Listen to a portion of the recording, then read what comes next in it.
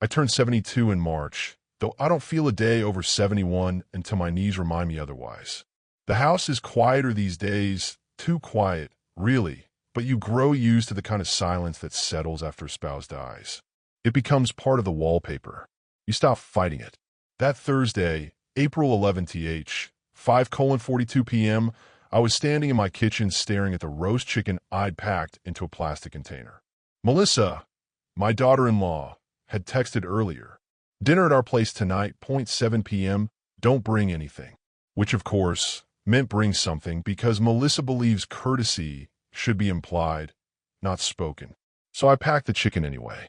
It wasn't much, but it was made in the same yellowing oven my wife used for decades, and the kitchen still smelled like a rosemary mix when the heat kicked up. I wore my older blazer, the navy one with the slightly frayed inner pocket, because Melissa always comments on presentation. Presentation, in her world, means pretending you have more money than you actually do. She should know. She's been pretending for years. By 6:10, I locked the house, checked the front door twice, and walked to the bus stop. I could have taken my old Buick, but the left headlight flickers when I brake, and I didn't want another lecture from my son about safety. So the bus it was. The April wind had that sharp smell of thawed soil and dirty snowbanks. My hands tightened around the warm container in a bag on my lap. I rehearsed a smile, something small but sincere, the way I used to before Sunday dinners with my wife's parents. Old habits cling like burrs. I reached their street at 6:55 p.m. Lights were on. Through the window, I could see silhouettes. My son, Daniel, moving around the dining table. Melissa pacing, probably complaining about something minor, as if it were a national emergency. I took a breath, straightened my blazer, and rang the doorbell. The door opened 2 seconds later. Too fast. Melissa stood there in a fitted beige sweater. Her lips pinched like the smell of my presence offended her. Her gaze flickered to the chicken container in my hand, then to my face, and something snapped behind her eyes. A cold, sharp click. Get out. Just like that. No greeting. No explanation. I blinked. Sorry what? She stepped forward, blocking the doorway with her whole body like I was a solicitor selling fake insurance. I said get out. Her voice was low, tight, full of that stainless steel hostility she polishes like silverware. Daniel can't handle this tonight. We can't handle this tonight. We didn't think you'd actually come. But she invited me. Or at least her number did. Maybe a stray text. Maybe automated civility. Maybe I was expected to decline, the way a sick cat is expected to wander off. I don't understand. I managed.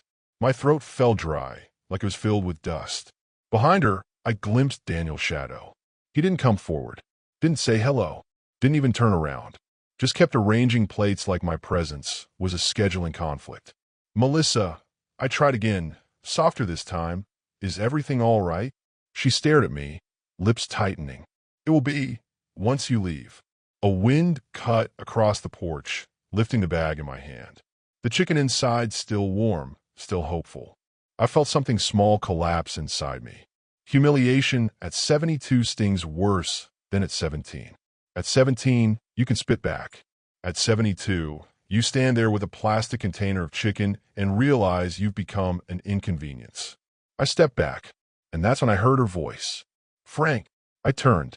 Evelyn, my neighbor who lived 3 houses down from Daniel, was standing by the walkway, holding a bag of recycling. Her gray hair was pulled into a soft bun, and her face was tight with concern. Oh, good, she said quickly, her voice low but urgent. You're here. Then she glanced at Melissa, and her jaw tightened. Come with me for a moment. She approached me, placed a gentle but insistent hand on my arm. Please. Melissa hissed. Evelyn, this is not. But Evelyn ignored her. She leaned close, her whisper barely audible. Frank, they've been planning something. You shouldn't go anywhere until you hear it. The cold night air suddenly felt heavier, thicker, like the world had tilted under my shoes. I followed her slowly, my feet dragging, the roast chicken cooling in my hand, and the last thing I saw before rounding the corner was Melissa slamming the door shut, so hard the wreath shook. A sinking, metallic dread unfurled in my stomach. Whatever Evelyn was about to say, I knew it wasn't going to be good. Evelyn's house sat 3 doors down from my son's, a tidy blue bungalow with wind chimes that whispered even when the air was still. She walked slowly, carefully, her hand still on my arm like she was escorting someone freshly injured. Maybe she was. I hadn't even put down the chicken container. It swung slightly with each step, absurd in its usefulness. A small offering turned into dead weight. When we reached her porch, she opened the door and motioned me inside. "Come in, Frank. Please, sit down." Her living room smelled faintly of lavender and old books. A knitted throw blanket was draped over the arm of the sofa, and a stack of crossword puzzles sat neatly on the coffee table. It looked like a place where no one raised their voice. No slammed doors. No cruel commands to get out. I sat slowly, the container of chicken settling beside me, still warm. Evelyn closed the door gently, locked it, then turned toward me with a seriousness that made my chest tighten. She didn't sit right away. Instead, she stood there, hands clasped in front of her, eyes darting as if replaying a memory she wished she hadn't witnessed. "Frank," she began, "I'm sorry. I shouldn't even have heard any of it. But I did. And when I saw you standing there, and the way Melissa looked at you," she shook her head, "I couldn't let you go home without knowing." My throat felt tight. "Knowing what?" She exhaled slowly, lowering herself into the chair across from me. "I heard them talking. Not just once. Several times. Over the past month." I blinked. "Talking about what?" She hesitated. That long, hesitant pause people use when they're trying to decide if the truth is worse than the burden of hearing it. "About you," she said quietly. "And your house. And your money." The air shifted. The lavender scent suddenly smelled sharp. I leaned back a little. "My money." Evelyn nodded. "Yes. Your house. Your pension. Your remaining savings." Her voice softened. "Frank, I know this is painful, but you need the whole picture." I didn't speak. I couldn't. Because deep down, in that uncomfortable place where instincts whisper long before the brain believes them, I already knew this was where the road was leading. She continued carefully. "About 3 weeks ago, I was out on my porch.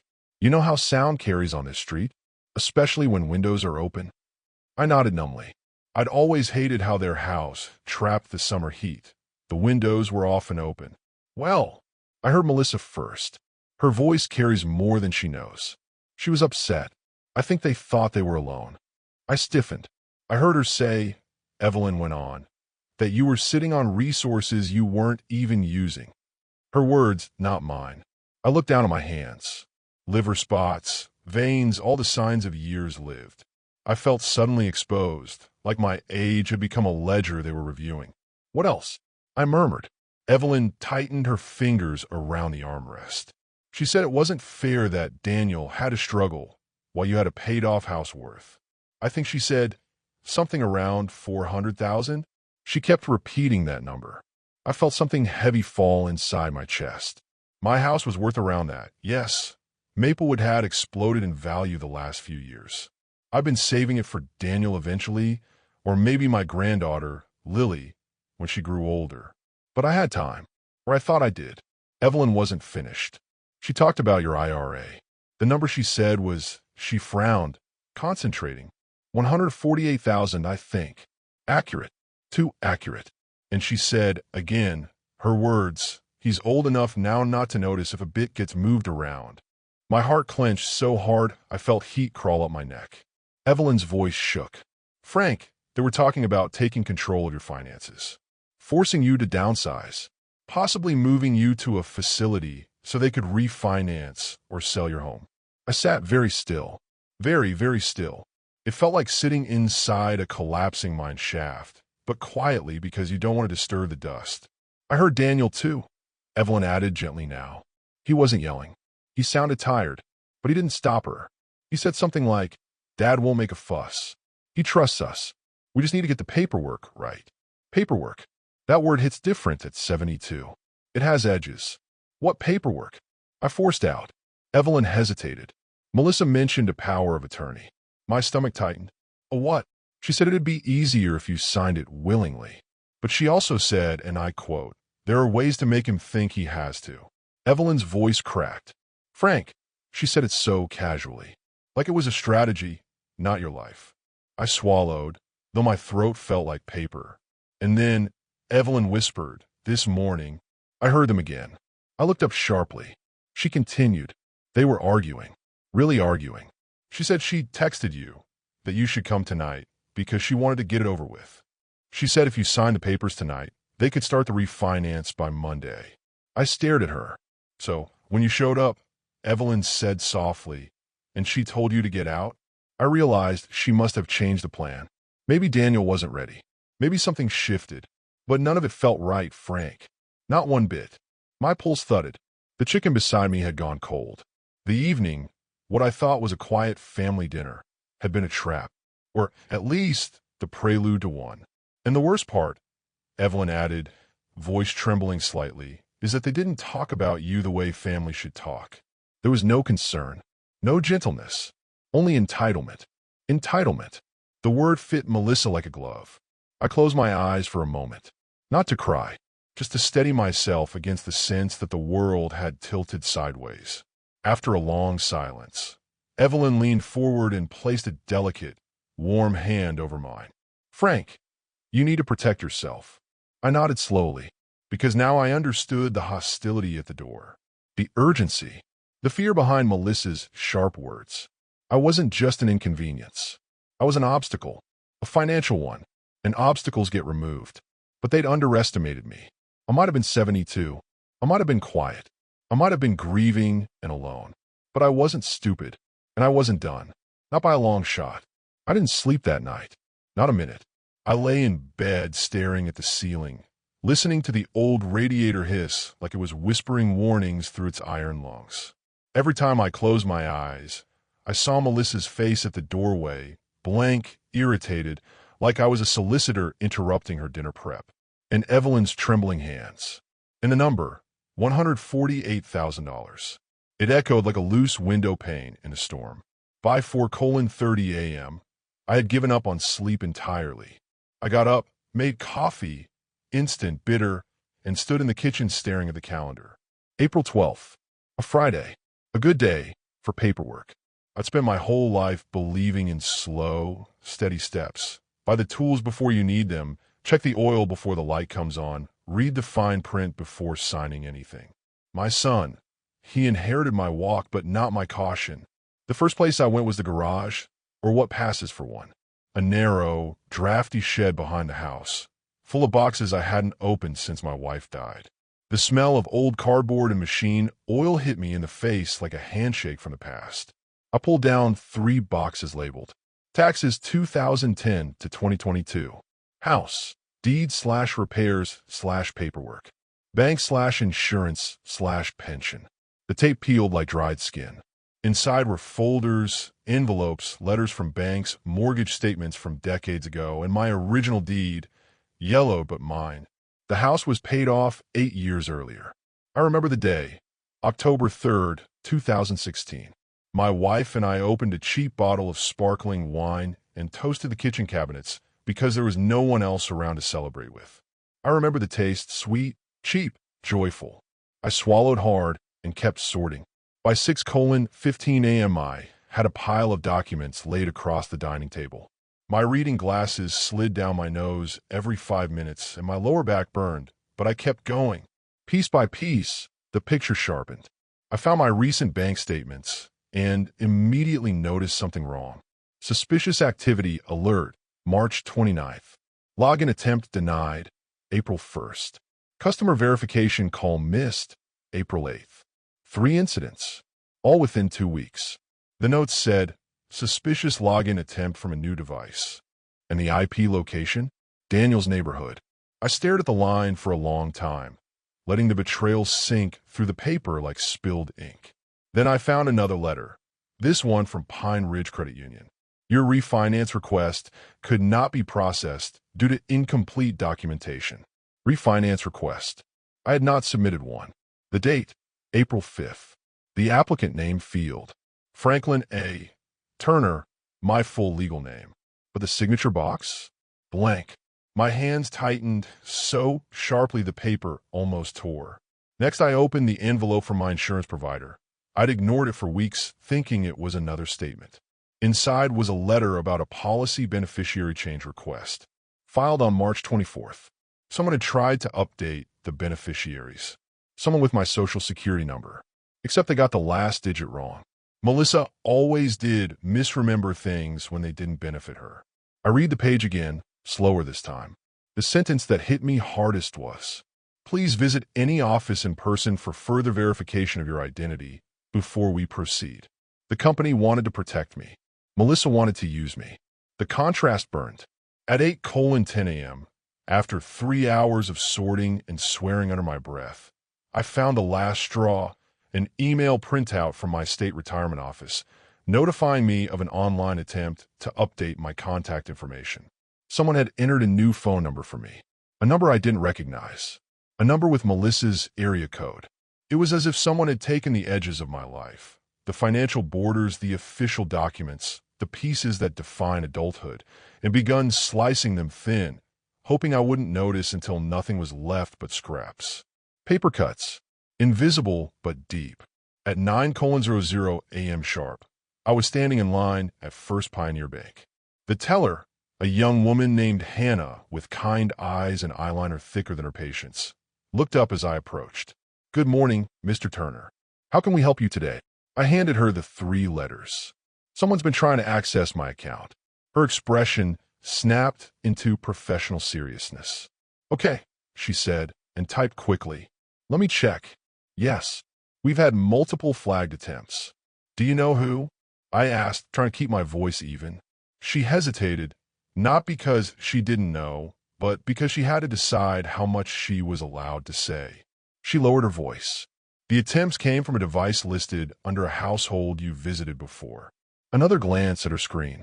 The security notes say the device is associated with a user named Daniel Turner. My son. My own son. My ears rang with a high, sharp tone, like the sound of fluorescent lights about to die. Hannah saw my face and softened. "Mr. Turner, do you have any reason to believe someone might be trying to interfere with your finances?" I gave a short, bitter laugh. "My reasons have reasons." She nodded in that way young people do when they're old enough to understand pain, but too young to have lived through it. "Sir," she said gently, "if you'd like, we can freeze the account, flag any new attempts, and set a personal password only you know. Something we don't store digitally. Something no one else would guess." I didn't hesitate. "Yes, do it." She helped me choose a new password, an ugly, unguessable combination of letters and numbers that even I had to write down twice. Then she added, "I'm also required to tell you this, Mr. Turner. If you believe a family member is attempting financial exploitation, we can connect you with a senior legal advocate. It's confidential." I nodded slowly. "I think I may need that number." When I left the bank, my hand was shaking so badly I had to sit on a bench outside. The city buses hissed beside the curb, and pigeons pecked at crumbs near my shoes. I felt hollow. Not surprised. Not angry. Just hollow, like my chest had been scooped out with an ice cream ladle. It took 20 minutes before I stood up again. By 11:30 a.m., I had walked to the public library. The second-floor computers were empty. Most people my age avoid technology unless it's absolutely necessary, but today it was. I opened the browser. Searched, Elder Financial Exploitation Lawyer. Found, Harper & Lane, Elder Law Specialists. Called, 12:07 p.m. Appointment scheduled, Monday 9:30 a.m. 3 days away. Too far. Not far enough. When I stepped outside, Evelyn was sitting on the bench near the bus stop, waiting. She must have seen me walk by earlier. She didn't ask what happened. She didn't press. She simply stood, touched my elbow gently, and said, "Whatever they planned, you don't have to let them succeed." For the first time that day, I exhaled fully. She was right. Paper cuts add up. Enough of them and a person can bleed. But I wasn't going to bleed quietly. Not anymore. The weekend settled over my house like a heavy quilt, suffocating, unmoving, thick with the kind of silence that isn't peaceful but watchful. I woke on Saturday before the sun had even begun scraping light across the windowsills, 5:12, and the coffee tasted burnt. Or maybe there was just my mouth, dry from grinding my teeth through a night without sleep. I moved slower than usual, but my mind felt strangely sharp, almost metallic. There are moments in life, a handful, maybe, when you know with absolute clarity that you're standing at a crossroads. And if you step in the wrong direction, the rest of your life collapses like a bad foundation. This was one of those mornings. By 7, I had walked to the bank again. A different teller was working, a young man with dark circles under his eyes. I told him I wanted external transfers frozen, all account changes blocked unless I appeared in person, and a fraud alert placed specifically noting potential family involvement.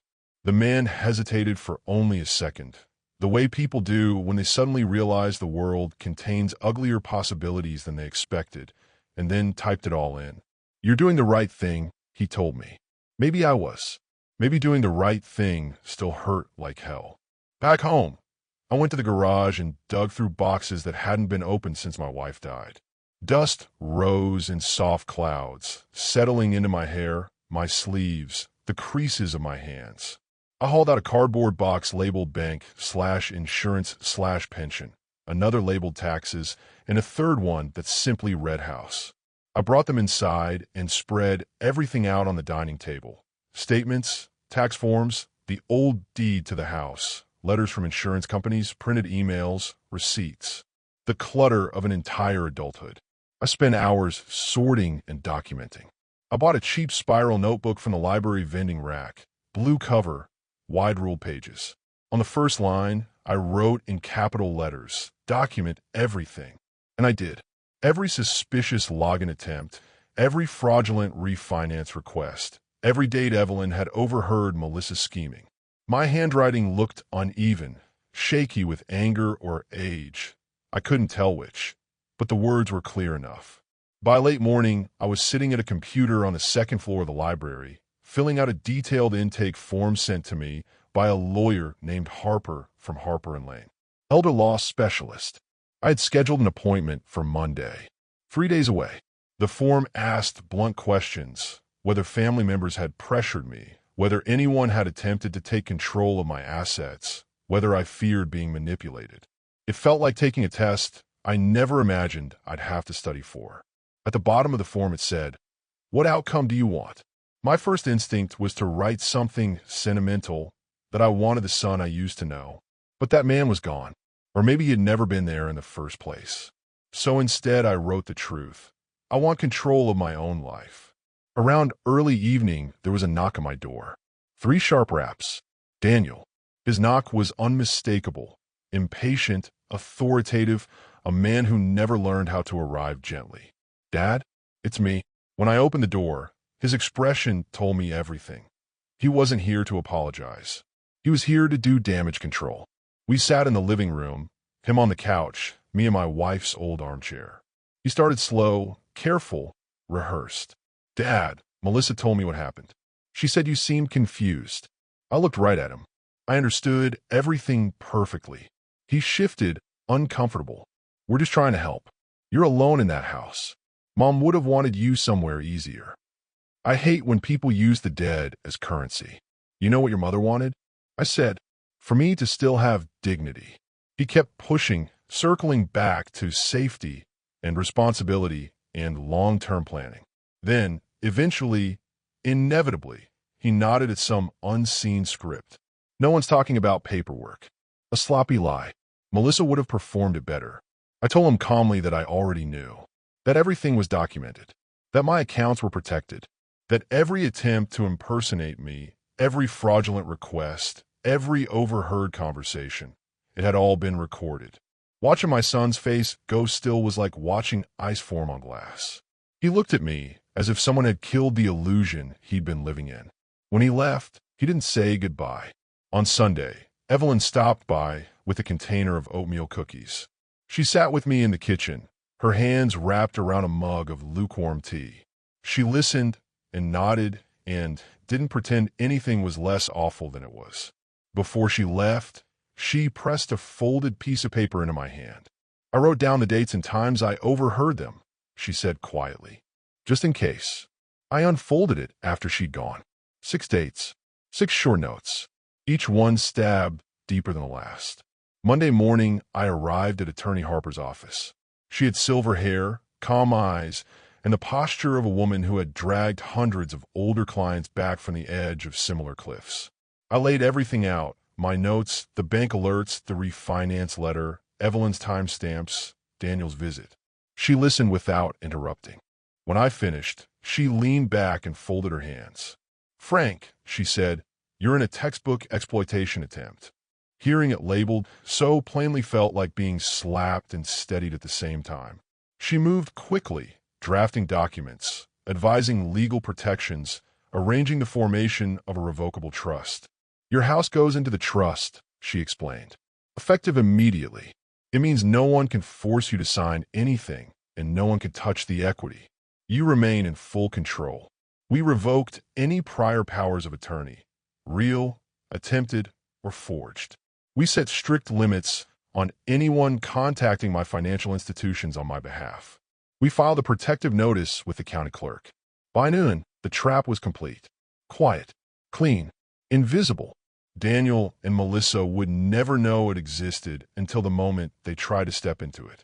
When I walked out Harper's office, the world looked the same. Cars passing, wind brushing the trees, people walking with grocery bags. But something had shifted inside me. For the first time in a long while, I felt steady. Not young, not invincible, but anchored.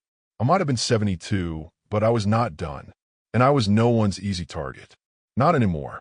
That was the day I decided something important. If they wanted to fight, they would get one, but on my terms, not theirs. The text from Daniel arrived at 11:14 a.m. on Thursday, April 18th, short. Stripped of emotion. Surgical. Dinner tonight, 7 p.m. We should talk. I stared at it for a long time, the words curling in my stomach like cold wire. A week earlier, they tried to corner me. A week earlier, I'd walked away from their house with Evelyn's warnings ringing in my ears. And now here they were, calling me back to the scene of the crime. But the timing was perfect. My legal protections were in place. The trust was filed. My accounts sealed. My house untouchable. Everything I owned wrapped in quiet steel. They wanted a conversation. I wanted a reckoning. I typed, "Sure, I'll be there." The wind was sharp when I stepped off the bus that evening. Their street smelled of spring barbecues and fresh mulch, but their house looked like it had been dipped in tension. The blinds half drawn. One harsh dining room light glowing like an interrogation lamp. No porch light. No welcome. I didn't even have a chance to knock. The door swung open the moment I reached the top step.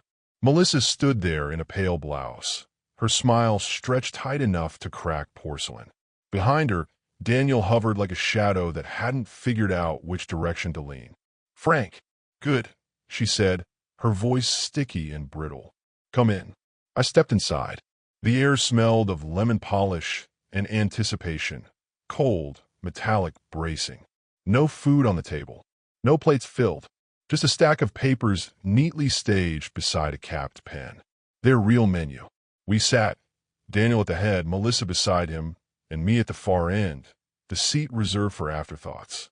Melissa folded her hands like she was about to start a prayer she didn't believe in. "Before we eat," she began, "we wanted to go over some things with you. Just practical matters. Practical, like body disposal." Daniel slid the manila folder toward me. The sound of its cardboard edge on the table felt like a blade dragging across cement. "Dad," he said, "we're worried. You seem confused. Forgetful." There it was, the narrative they'd been building in whispers. Confusion. Decline. Vulnerability. I kept my voice mild. "Confused about what?" Daniel cleared his throat. "Your accounts. Your bills. Some mail we think you've misplaced." Melissa jumped in, her tone feather-soft but smug underneath. "And last week, when you showed up out of nowhere, you were upset, disoriented. It scared us. You told me to get out," I reminded her. She blinked as though she genuinely couldn't imagine her own cruelty. "Oh, Frank, you misunderstood. We were stressed. It was a misunderstanding." I studied her. No apology. No shame. Just a polished lie. Daniel tapped the folder. "We talked to a social worker. They said it's smart to plan ahead, to make sure someone trustworthy can help with financial matters." Trustworthy. Her eyes glittered at that word. He nudged the folder again. "Power of attorney," Melissa said brightly. lifting the top page with manicured nails. It just makes everything easier. The words durable power of attorney, full authority, stared up at me from the page like a snake uncoiling. I tapped it lightly. You want me to sign this? Daniel nodded. It's for your own good. I leaned back in my chair, hands folded loosely. What assets are you planning to protect? Melissa answered too quickly. The house. It's worth over 400 thou. Daniel glared at her, but the number hung in the air like a confession. I smiled slow, cold even. Interesting, I murmured. Melissa frowned. What's interesting? The timing, I said. Your urgency. This paperwork. Daniel's voice tightened. Dad, we're trying to help you. Yes, I said. I can see that. I placed the folder back in front of them, aligning it neatly with the edge of the table. And now, I said calmly, I think it's time I tell you something. Both of them leaned forward, ready to swallow whatever they thought I'd serve. I breathed once, steady and measured. I met with a lawyer. Daniel blinked. Melissa froze, her face cracking around the edges. A lawyer, she whispered. Why? For protection, I said softly. Mine. Their silence was immediate, shocked, brittle. I continued in the same gentle tone. She explained the bank alerts, the suspicious login attempts on March 29th and April 1st, the attempted refinance application submitted to Pine Ridge Credit Union on April 5th, the beneficiary change request on March 24th. Melissa's hand twitched. Daniel's throat bobbed. The room shrank around us. And, I added, reaching into my jacket, she found something else useful. I set Evelyn's folded paper on the table. Melissa flinched as if it were a summons. What is that? She asked, voice suddenly hoarse. Notes, I said. Times. Dates. The conversations your windows let slip. Daniel's face drained white. I wasn't finished. You should also know, I said, that as of Monday morning my house no longer belongs to me. Melissa gasped, a strangled, disbelieving sound. Daniel's voice cracked. Dad, what do you mean? It belongs to a trust, I said, which means you can't refinance it. You can't sell it. You can't touch it. Not now. Not ever. Melissa's mouth opened, but no sound came out. And any attempt to pressure me into signing something tonight, I added, is now legally classified as exploitation. Their chairs went still. Their breathing faltered. Daniel's voice trembled. Dad, please. We were trying to help me. I interrupted quietly. By taking everything I built, everything your mother and I worked for, by treating me like a burden to be processed instead of a man to be respected. He shut his eyes. Melissa didn't. She glared at me, the kind of glare people give when prey turns around and bites. You're choosing them over your own family, she hissed. I stood up slowly, adjusting my coat. No, I said, I'm choosing myself. Something you both should have done long before tonight. Daniel whispered, Dad, don't leave. I looked at my son, a grown man who had once held my hand crossing parking lots, now trying to carve up the rest of my life. Already left, I said quietly. Last week. You just didn't notice. I walked toward the door. Melissa's voice cracked behind me. You can't do this. I turned slightly, hand on the doorknob. Watch me. The night air hit my face cool and clean, and for the first time in years my lungs filled without heaviness. I closed their door behind me, gently, deliberately, like lowering the lid on something rotten. And as I stepped off the porch, I realized something simple and razor-sharp. I wasn't afraid of them anymore. The morning after that disastrous dinner, I woke before the alarm. Not that I ever truly sleep past dawn anymore. But this time there was no tightness in my chest, no old familiar dread pressing into my ribs. For the first time in a long while, the house felt mine. Fully, unmistakably mine. The silence didn't sound accusatory. It sounded calm. Clean. Like a room after someone has finally aired out the rot. I made coffee, real beans ground fresh, and cracked the window above the sink. The air smelled like damp earth in early spring. Birds argued in the maple tree out front. I stood there for a long while, letting the steam fog my glasses, letting the quiet settle into me. Not peace, not yet, but something steady adjacent to it. Around me, phone buzzed. A text from Harper, my lawyer. County recorder filed the trust deed. Everything is sealed. Congratulations. A second message followed a minute later. Elder Services received your documentation. They may follow up. I didn't need to respond to either. The simple fact of receiving them was enough. The machinery had begun turning. Quiet, bureaucratic gears working in my favor for once. Not against me. Then, at 1:07 p.m., the bank sent an alert. Attempted login blocked. Location, Daniel Turner residence. Status, unauthorized. I exhaled slowly, leaning back in my chair. The inevitable had happened. They had tried to test the boundary, to check whether the old man they planned to manipulate had suddenly grown new teeth. He had. I imagined Daniel staring at his screen in disbelief. Melissa pacing behind him like a predator whose prey had slipped out of the trap. I didn't feel joy, not even vindication, just the kind of cold, level satisfaction that comes from having survived something and knowing the danger can no longer reach you. The knock at my door came a few hours later. Soft this time, too soft to be Daniel. When I opened it, Evelyn stood there holding a foil-covered casserole like it was a peace offering to a man returning from war. "I thought you might want company tonight," she said. And I did. We sat at my small round kitchen table, eating her chicken and rice casserole and drinking a dusty bottle of white wine I'd stumbled across in the back of the pantry. She didn't pry. She didn't gasp or lecture or offer cliches. She simply listened as I told her what had happened. Not dramatically, but plainly, the way you talk about a storm that has finally passed. She nodded, her fingers curled around her glass. "You did the right thing," she said. "Most people don't. Most people freeze when their own blood turns on them." I swallowed the knot in my throat. I froze for years. "Well," she said, standing to wash the dishes with me afterward, "you're thawed now." She left at 7:50 p.m., cardigan button crooked, waving from the walkway. I watched her enter her house safely before I closed the door. Good neighbors are rare. Good people rarer still. 2 days later, Adult Protective Services called. A calm woman with a warm voice asked questions in the tired tone of someone who has already heard every version of this story 10 times this week. I answered everything. I sent her every document I had prepared. The suspicious transactions, the refinance letter, the insurance notices, Evelyn's timestamps. She asked if I felt unsafe. "Not anymore," I said.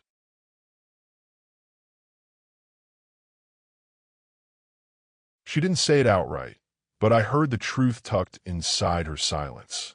This was clear-cut. This was serious. And this was not going to be ignored. On Sunday afternoon, Daniel came to see me. Alone. No Melissa trailing behind him, throwing sparks. His knock was hesitant, timid even, like he was knocking on a stranger's door. When I opened it, he didn't step inside. He stood on the porch, shoulders slumped, eyes tired. "Dad," he said quietly, we got a letter."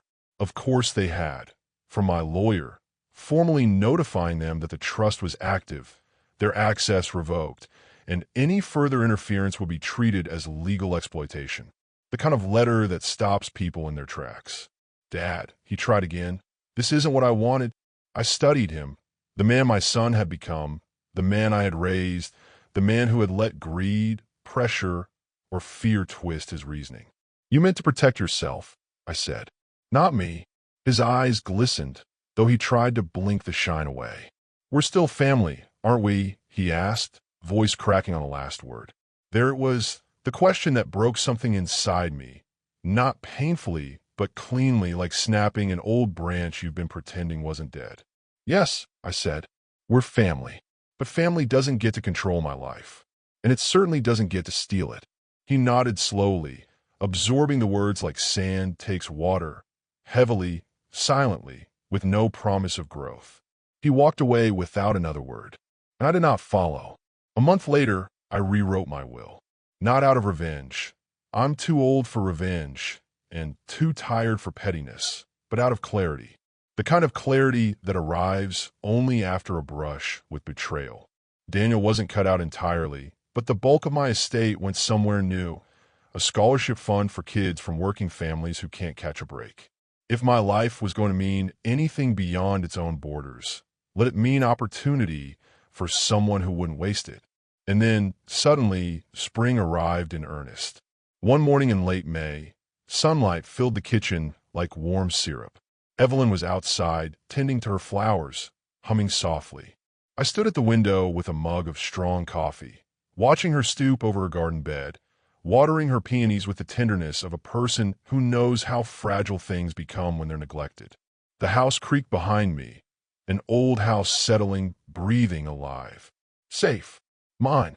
I took a long breath, the kind that reaches deep into the lungs and sweeps out the last traces of old fear. For the first time in years, the future didn't feel like something being stolen from me. It felt open, possible. And as I leaned on the windowsill, listening to birds chatter and neighbors go about their day, I whispered into the quiet kitchen. Not angrily, not triumphantly, but with the steady certainty of a man who has reclaimed his name, his home, and his dignity. This house stands because I do.